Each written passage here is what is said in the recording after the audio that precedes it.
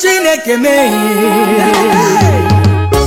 Amara Chukwu ezuworo me ebere Chukwu ezuworo me Ọmịiko Chukwu ezuworo me udo na nwunye ezuworo ịdị mma ya ezuworo me ike Chukwu ezuworo me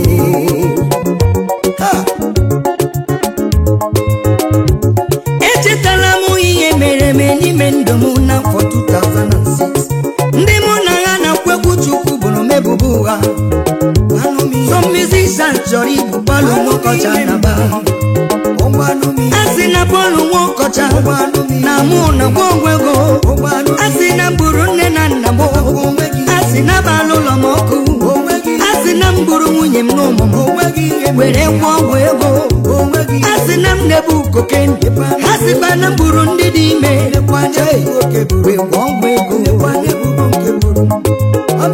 o nwere nke na-agba m gharị asị na m na-esi na pọpa apụta bifo ma wee bụ na studio onye na-amaghị ebe si n'ozu na-esi n'ụkwụ abụrụ bịawa n'onwere akwụkwọ nsọ jiri kwuo elu wee si nwanne gara ara nwanne ya tinọm enyi gara ara enyi ya tinọm ikwu na ibe gara ara nwanne ya tinọm ịnụla ịma ndị otu ma atụkọtara ego jenye n'ụwa dibịa asị ya bụ Pọlụ Nwokocha onye na-enweghị ihe ka ọ bụ n'isi nwanne onweghị ihe ọ na-akụwa one with God is majority ụfọdụ na-ajụ ma ajụjụ olotisi nweta ego gị n'egwu ọsọsọ gị bụ onye nakwa egwu Chineke n'afọ 1984 bidoro anwụ n'egwu onweghị onye hụrụ m mgbe m nọ na Catholic Delight n'Ọnịcha onweghị onye hụrụ m mgbe m gụrụ Lion of Judah were ya garịa Ọnịcha niile ndị na-ere egwu niile ji mmeri ihe akaja akpọ m onye iberibe agaruru m na Lagos mgbe nwee Mesa Music omegwua egwu a wee gawa ọfụma mgbe mụ na-atapupu ndị Lion of Judah m na-akọlụ Jehova ewetara m ego wee lụọ nwaanyị m akwụkwọ nsọ kwuru si onye chọtara nwunye chọtara ezi ihe nke ga-anata amara n'aka Chukwu after akọlụ Jehova agụkwara m nkwa praise atakara ya were gidere o retara 8 million copies enwe m 10 naira ịgbakọ 10 naira times 8 million copies ọkwa imi ọbụ after nkwa praise emere m well done emekwara mezudo emekwara m igodo jọọ n'ụzọ ya na ndị ọzọ mwesi onwe m agaghị m ejego Chukwu nye emume iberibe ebe m si pụta bịa ije m ụwa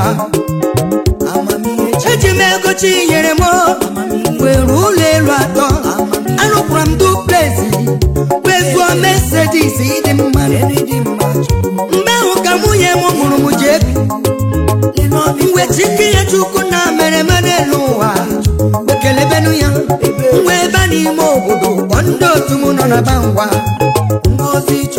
mgbe ndị otu m bịaruru na kọmpandụ m ebelebe egbue awala anya gburugburu ihe ahụrụ weju anya awejuwa onwe ha ajụjụ Pọlụ chọrọ ịgwanye na-egwunyere ya egwu nwere ike inye mmadụ ego ga-eji rụchi ihe niile oju anya ume ebido after my celebrations enwekwa m oku n'obodo oyibo agara m South Africa ebe asị m bịa gwe I was nominated as one of the best African gospel artists. Thank God I came with honor. Ichi dụ akụkọ ọfụma nwanne m ga-azọrọ aka m ọlọcha onye na onweghị ihe ọ bụ n'isi asị m onweghị ihe ọ na-akụwanụ one with God I say it's majority echetele m okwu reprendọtụ m gbawara m ọ sị Pọlụ Nwokocha rejoice because people are talking about you osisi na-enweghị mkpụrụ onweghị ihe ya n'ụmụaka ji mgbe m si na South Africa wee bata n'ụlọ m mama m wee tube m afọ ndị jumuno kweba uwe juwa bonye butu akọwara m onye na butu mwesi ya banye na moto anga bane butu manyi garuru na butu nwanne imakwa no kwa mare abobuto ni rume awe jubu si mo onye nwokabo utu si na yema onye mbo muwe jonu muwe ko wara yo yembo onwe tuwe mu kedie mu na palo nwokotaji okwisi na na gwogwego okwisi na mburu ne na nam kwisi na palo nwokota ne si na popa pota oguwe okwisi na mebu koken okwiboro mebu body chiche ihe mere kosi ya ma onye muwa onwere ihe mere esi meba ola mumu wale onwere ihe mere mumu wale ewula na the second day amagem na ndotu me werela 1.5 billion were jenye notu kutu esi ndu mochem idere mu bolu mokocha ebe bolulu umukporo ya baba yesu mochem we momo kusi mo bia na be ha mmemu garuru na be ha onwe si na mganga na botu ngwu ngara na botu la asi na ngange sumaga anyị rụla na botu the second day ndị na-eso tu wemba mo okiri we jide mu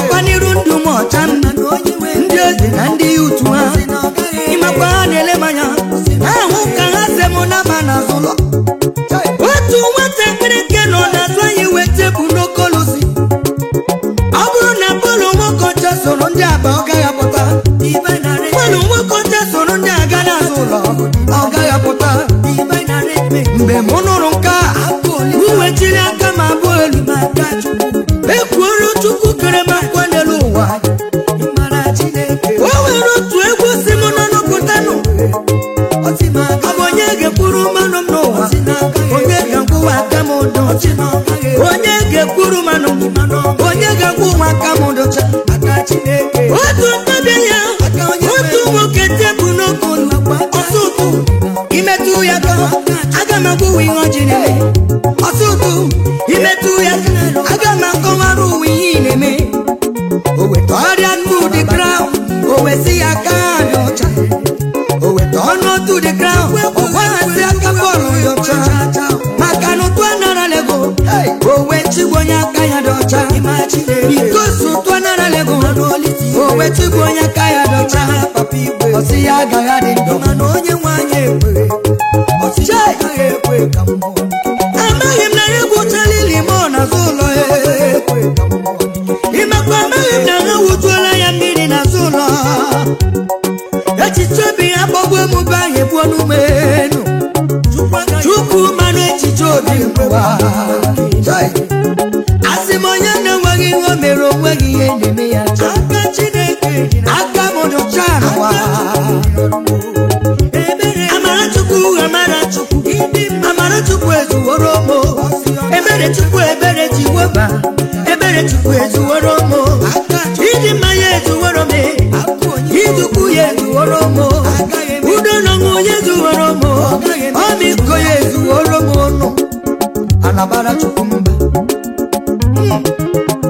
ụmụ ụwa anabara Chukwu mba ikuku amara ya ka Chukwu ajụjụ Chukwu jụrụ m Pọl ikuku na mangonya mbano oya listen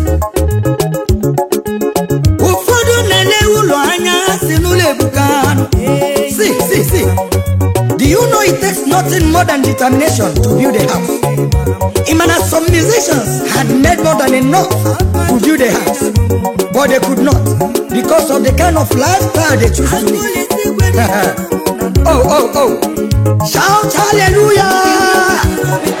Hey, see, do you know there is no impossibility in this life? Hey, your ignorance is your impossibility. There is no mountain anywhere. Your ignorance is your mountain. Oh yes, can you help me shout hallelujah? You will build your own house, you will marry your own wife, and you will have your children. Car is nothing. Hey, only determination.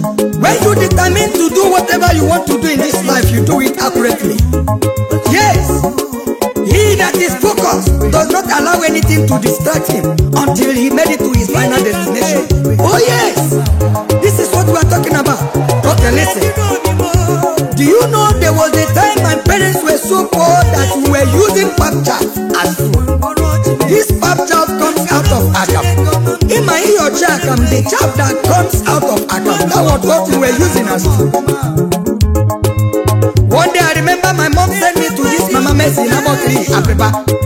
The woman waited for me, she did not see me, and dumped the whole pap chaff in a dustbin. On lifting up her eyes, the whole pot was coming.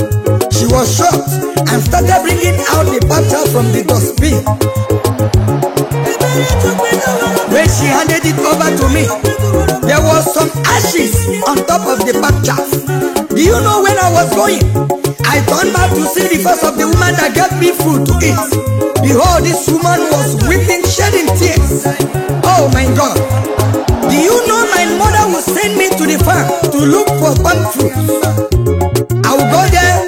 If I didn't see enough on the ground, I would have to look for a big stone to hit on the palm tree. Then some fruit will fall down. I will gather them to my mother. She will cook them and melt them in hot water. She will add pepper, salt, and maggi. Soup is made. Then you squeeze the pap chaff, drop them one by one, and take a little portion of the oil in your mouth and carry the bowl of pap chaff into your mouth. Swallow it immediately. If you don't swallow it immediately, it will melt in your mouth. That was how sorrowful our life was. But today, as I am talking to you, the Lord has changed the story. I said the story is changed. As I'm talking to you, I am proud to be a gospel musician. I am proud to be a Christian, and I am proud to be a born again. As I'm talking to you, I have about 7 good houses. It is the Lord's doing. I have a street in Aba. I have so many things when it comes to life. And also the most important thing, I have a huge spiritual growth. This is what the Lord can do for you. If you come to Him, He will do you good. Yes, so many people say that I'm a ritualist, I am this and that. Of course, I know you must have called me names. Glory be to God. But I know one thing. I made a promise to God when I was small. I told God, if anything will lead me to a native doctor's house, if you cannot save me from any predicament, from any trouble I see myself in, it's better for me to die. Let me tell you, if I go to any juju man for anything, let me die. If I go to any native doctor for anything, let me die. This is a covenant I made with God, and I can never go out of it. You can call me whatever you want. Even Jesus was called names. People called him names. Yes, we the followers of Christ, we will face so many things. I remember what I passed through during this scandal. Do you know so many people were breaking my tapes and throwing them outside? If I'm walking on the street, I will see so many of my tapes outside. I will cry unto the Lord. I say, God, you know my hands are clean. Do you know so many invitations was reversed because of the scandal? Yes, brothers, sisters, so many people ran away from me. When I look up and down, by my right, by my left, I saw nobody. And God gave me a song that says, there is something that makes me come into your presence, my helper. Also, the scandal gave me another song that says, who are you?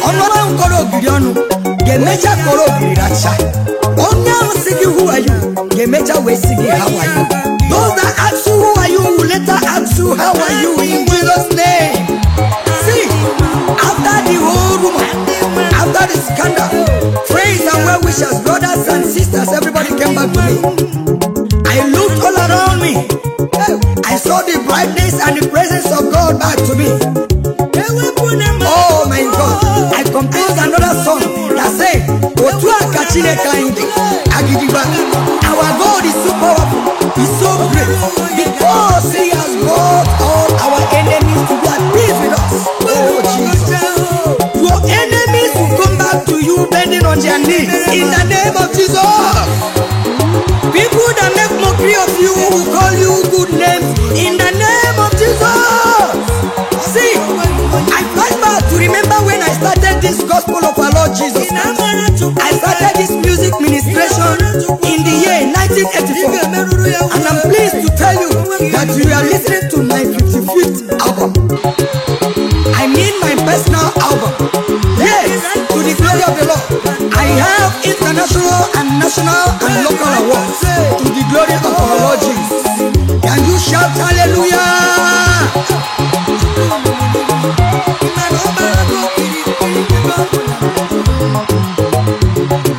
Akwụkwọ nsọ kwuru sị na ọ bụghị n'ike ọ bụghị na amamihe, ọ bụkwa na n'obebere Chukwu na-edume. Ebere Chukwu ezuworo m, ime mma Chukwu ezuworo m, idukwu Chukwu ezuworo m, ngozi Chukwu bara m ụba. Mgbe m na-adị ndụ n'ọba mara Chukwu, ebe m na-eje n'ọba mara Chukwu, ihe ọ bụla nwee n'ọba mara ya. Nwanne m ọba mara Chineke, Chinedumewo, ọ bụ ya na-edumo. Bible said, it is not of them that will let, need of them that run it, but the Lord has showed mercy. It is only the grace of God that has taken us this far. And I know our God will not take us back again, because I know He is our God and He is the author and finisher of our faith. Can someone shout hallelujah? Hallelujah. Any man that will say he can never live to see you climb to this level would die for you to live to praise God. Shout hallelujah. Because Bible says, pay not a witch to live. Hallelujah. But those that will say, can you imagine this small boy, this little rat has done this and that again? They are called backbiters. Those backbiters can never be at the front. My brother, can they front bite you? No way. They can't front bite you. So far they cannot front bite you. They are under